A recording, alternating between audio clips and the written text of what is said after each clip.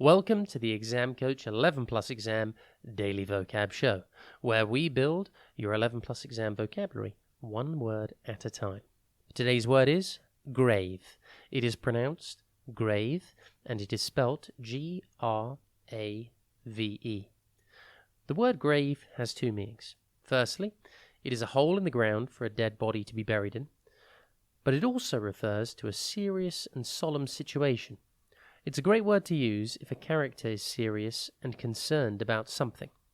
For example, you could say, he visited his grandmother's grave once a year. Or, the teacher had a grave expression on his face after we were caught lying. The word grave comes from the Old English word graith, which means a trench or hole in the ground. See the connection?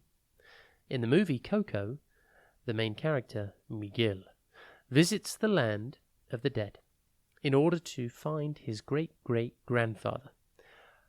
When he does eventually find him, he is buried in a grave. The film teaches about the importance of remembering and honoring our ancestors. Synonyms for grave include serious, solemn, deadly, and critical. Antonyms for grave include light-hearted, trivial, and insignificant.